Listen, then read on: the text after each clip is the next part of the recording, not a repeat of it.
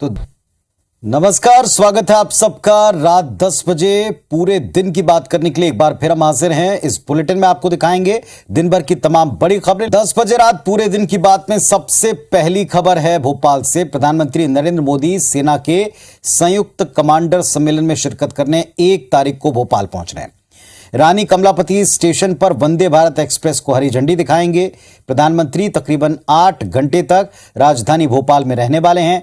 यहां प्रधानमंत्री मोदी के स्वागत की तैयारियां हैं, लेकिन रामनवमी पर इंदौर में जो बावड़ी हादसा हुआ, 36 लोगों की जान चली गई, इसमें उनके कार्यक्रम को, खासतौर से स्वागत वाले कार्यक्रम को सीमित किया है। भोपाल प्रवास के दौरान प्रधानमंत्री मोदी विभिन्न कार्यक्रमों में हिस्सा लेंगे। जिस मार्ग से गुजरेंगे, जिन कार्यक्रमों में शामिल होंगे, मिनट्स टू मिनट्स कार्यक्रम का पूरी तरह से प्रोग्राम तैयार है। और हमारी सहयोगी हरप्रीत ने इस पूरे 8 घंटे का जो कार्यक्रम तय हुआ उसका जायजा लिया है। मध्य प्रदेश की राजधानी भोपाल में प्रधानमंत्री नरेंद्र मोदी के 1 दिवसीय दौरे को लेकर सभी तैयारियां लगभग पूरी हो चुकी हैं। इस वक्त हम मौजूद हैं भोपाल के स्टेट हैंगर में, जहां पर कल सुबह प्रधानमंत्री नरेंद्र मोदी 8:05 पर दिल्ली से एयरफोर्स के विमान से रवाना होंगे और यहां पर सुबह 9:25 पर इस ओल्ड स्टेट हैंगर पर पहुंचेंगे। प्रधानमंत्री नरेंद्र मोदी करीबन सुबह 9:30 पर हेलीकॉप्टर से ओल्ड स्टेट हैंगर से रवाना होंगे और करीबन 9:50 पर इस लाल परेड मैदान में उनका हेलीकॉप्टर उतरेगा। इसी सेंटर में कंबाइंड कमांडर कॉन्फ्रेंस में प्रधानमंत्री नरेंद्र मोदी शामिल होंगे। उनका काफिला इसी लाल परेड मैदान से सड़क मार्ग से होता हुआ मिंटो हॉल यानी कुशाभाऊ ठाकरे कन्वेंशन हॉल में पहुंचेगा। तो अब चलते हैं कुशाभाऊ ठाकरे कन्वेंशन हॉल में। प्रधानमंत्री नरेंद्र मोदी सड़क मार्ग से लाल परेड मैदान से करीबन 10 बजे कुशाभाऊ ठाकरे कन्वेंशन हॉल में पहुंचेंगे। मिंटो हॉल आप देख सकते हैं कि यहाँ पर भी जो तैयारियां हैं वो पूरी हो चुकी हैं। इसके बाद पीएम करीबन 3:05 पर कुशाभाऊ ठाकरे सभागार से कार से रवाना होंगे। सड़क मार्ग से यहाँ से रवाना होते हुए पीएम मोदी रानी कमलापति स्टेशन पहुंचेंगे, जहाँ पर वंदे भारत ट्रेन को वो हरी झंडी दिखाएंगे। तो अब चलते हैं रानी कमलापति स्टेशन। 3:15 को रानी कमलापति स्टेशन पर पहुंचेंगे, जहां पर वो मध्य प्रदेश की पहली वंदे भारत एक्सप्रेस को हरी झंडी दिखाएंगे। और हरी झंडी दिखाने के बाद यहाँ पर वो कुछ स्कूली छात्रों से बातचीत करेंगे, उनसे कुछ चर्चा करेंगे, उनके कुछ प्रश्नों का वो जवाब देंगे। थोड़ी देर यहाँ पर बिताने के बाद करीबन 3:45 पे प्रधानमंत्री नरेंद्र मोदी सड़क मार्ग से बीयू यानी बरकतुल्ला यूनिवर्सिटी के ग्राउंड में बनाए गए हेलीपैड के लिए रवाना हो जाएंगे। तो अब चलते हैं बीयू के हेलीपैड की तरफ। रानी कमलापति स्टेशन पर वंदे भारत एक्सप्रेस को हरी झंडी दिखाने के बाद प्रधानमंत्री नरेंद्र मोदी करीबन 3:35 पर सड़क मार्ग से रानी कमलापति स्टेशन से बरकतुल्ला यूनिवर्सिटी के इस ग्राउंड के लिए रवाना होंगे।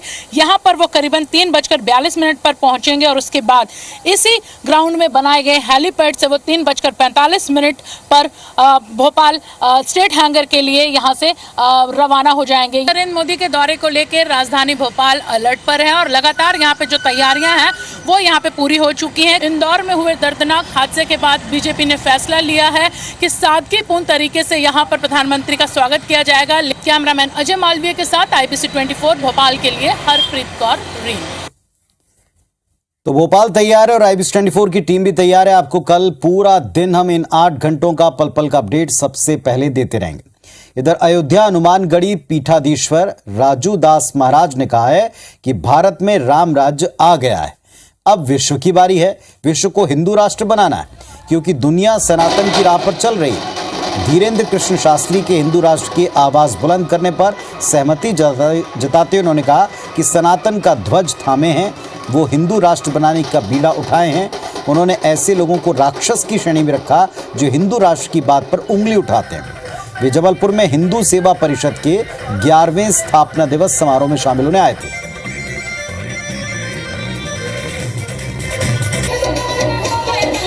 हिंदुस्तान हिंदू राष्ट्र है, ये विश्व को हिंदू राष्ट्र बनाना है, पूरे विश्व को हिंदू राष्ट्र बनाना है, क्योंकि पूरा विश्व सनातन की ओर चल पड़ा है और पूरा भारत में तो राम राज आ गया है। हिंदू सेवा परिषद की जो गदा यात्रा निकल रही है उसको मिलने वाला प्रतिशत यदि हम देखेंगे, या रामनवमी की भी रैलियां निकल रही है उसमें बढ़ोतरी देखेंगे, तो हिंदू समाज जो है आज वो संगठित हो रहा है, जागरूक हो रहा है और उसको पूरी तरीके से पता चल रहा है और एक तरीके से ये हिंदू राष्ट्र का ही समर्थन है।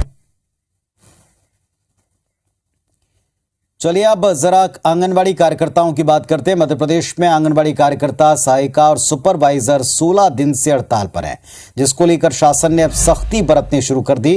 हड़ताल में गए कर्मचारी अधिकारियों को नोटिस मिला है, जिसमें ये लिखा जा रहा है कि आपके छुट्टी पर रहने से लाडली बहना योजना का काम प्रभावित हो रहा है, क्यों ना आपकी संविदा को ही समाप्त कर दें। ये सभी कर्मचारी लाडली बहना योजना में फॉर्म भरने के विरोध के साथ साथ अपनी पदोन्नति और अपनी वेतन विसंगति दूर करने की मांग कर रहे हैं।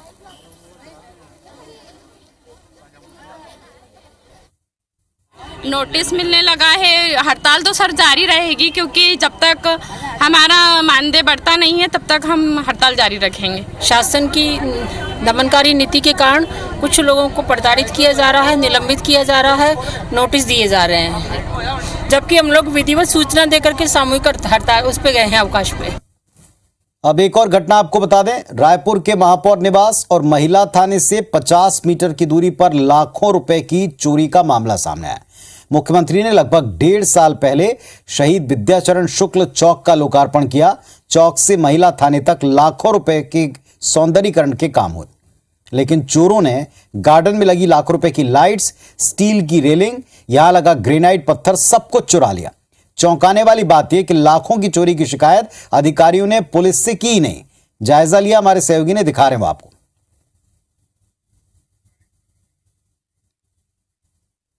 बता रहे हैं उसके लिए जो है जोन 4 के माध्यम से उसकी जांच कराई जाएगी। यदि वहां पर उस तरीके की परिस्थिति जैसा आप बता रहे हैं वैसा पाया जाता है तो उस पर FIR की कार्रवाई और जो उसको सुधार की कार्रवाई प्रारंभ की जाएगी। रायपुर में चोरों का कितना आतंक है और नगर निगम और स्मार्ट सिटी के अधिकारी सरकारी संपत्ति को लेकर कितने गंभीर है, उसका ताजा उदाहरण हम आपको दिखा रहे हैं। हम खड़े हैं श्री स्वर्गीय विद्याचरण शुक्ला चौक में।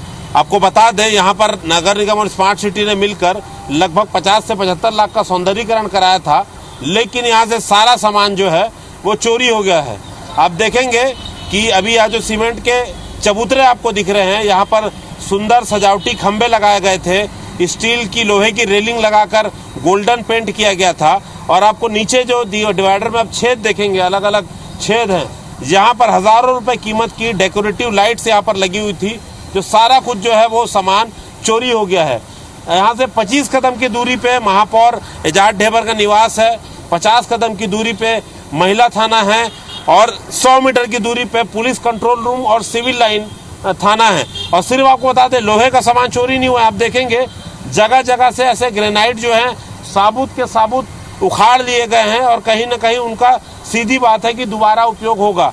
और ये देखिए जो डेकोरेशन किया गया था, लाइट्स पे लाखों रुपए खर्चे किए गए थे, सारे तार यहाँ पर निकले हुए हैं, लाइट पूरी तरीके से बंद है, बहुत सारा सामान चोरी हो गया है। कुछ डेकोरेटिव पोल यहाँ पर लगाए गए थे, आगे आप देखेंगे वो भी सामान, यहाँ जो लोहे की बेंच लगी थी वो चोरी हो चुकी है। और सबसे बड़ी बात, अभी तक नगर निगम के अधिकारियों ने इसकी जानकारी पुलिस थाने में भी नहीं दी है, ना तो स्मार्ट सिटी और ना ही नगर निगम। अब आप ये सोचिए कि इस महापौर के निवास के पास पुलिस कंट्रोल रूम और दो थानों के बीच की जब जगह का ये हाल है तो आप सोचिए सार्वजनिक संपत्ति का क्या हाल होता होगा। और हमने जैसे दिखाया था कि 600-700 हाउसिंग बोर्ड के मकान हैं जहां पर करोड़ों रुपए की चोरी हुई है, तो उसके सामने ये चीजें नगण्य है। लेकिन 2 थानों के बीच इतनी बड़ी चोरी होना, वो भी महापौर के घर के पास, अपने आप में बड़ा सवाल है। कैमरामैन अजय गुर्जर के साथ संदीप शुक्ला, IBC 24 रायपुर। चलिए बातें आज की सियासी खबर के ऊपर। राहुल गांधी के सांसदी जाने के मुद्दे पर आज कांग्रेस पार्टी ने प्रदेश में 33 जिलों में, सब के सब जिलों में प्रेस कॉन्फ्रेंस की और केंद्र सरकार की नीति नियत सब पर सवाल खड़े किए। कांग्रेस नेताओं ने राहुल गांधी पर कार्रवाई को लेकर के ये कहा कि देश में अब बोलने की आजादी नहीं दिखती है, सवाल पूछने की आजादी नहीं है। ऐसा पहली बार हुआ है कि सत्ताधारी दल लोकसभा को चलने नहीं दे रहा, विपक्ष की आवाज को दबा रहा।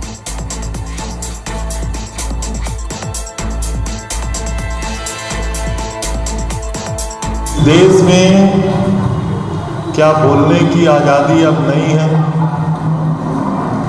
इस देश में क्या विचारों को व्यक्त करने की आज़ादी नहीं है? इस देश में क्या प्रश्न पूछने की भी आज़ादी अब नहीं है? हम लोगों का नाक कटा दिया हमारा प्रधानमंत्री, हिंदुस्तान का नाक कटा दिया। जब चाइना के प्रधानमंत्री यहाँ आते हैं तो उनको झूला झूलाते हैं। अरे बैठ के आप बराबरी का उनके साथ चाय पीते, नाश्ता करते, खाना खाते तो हमको कोई दिक्कत नहीं था। लेकिन आप तो एक चमचागिरी का आप हद पार कर दिया आपने। 2014 में 670 के ऊपर रहने वाला उद्योगपति दुनिया के आज दूसरा नंबर कैसे आया 8 साल में? ये कौन सा जादू है?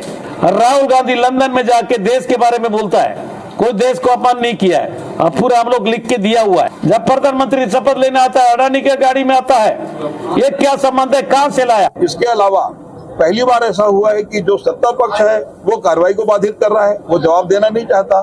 और इसी क्रम में पूरे राज्य में आज प्रेस कॉन्फ्रेंस है और आगे चल के कानूनी लड़ाई भी लड़ेगी और सड़क की लड़ाई भी कांग्रेस पार्टी लड़ेगी। मध्य प्रदेश हाईकोर्ट की ग्वालियर खंडपीठ ने नर्सिंग परीक्षाओं पर बैन हटाने से इनकार कर दिया। इस मामले में हाईकोर्ट ने कहा कि मामला बेहद गंभीर है, नर्सिंग परीक्षा में कोई राहत नहीं मिल सकती। शासन और नर्सिंग कॉलेजों ने छात्रों के भविष्य का हवाला देकर कोर्ट से नर्सिंग परीक्षाओं से रोक हटाने की मांग की थी, जिस पर अगली सुनवाई 10 अप्रैल को है। हाईकोर्ट में एक जनहित याचिका दायर की गई जिसमें नर्सिंग कॉलेजों को गलत तरीके से मान्यता देने का आरोप था। याचिकाकर्ता ने तर्क दिया कि नर्सिंग कॉलेज में पुराने शिक्षण सत्र की मान्यता गलत तरीके से दी गई।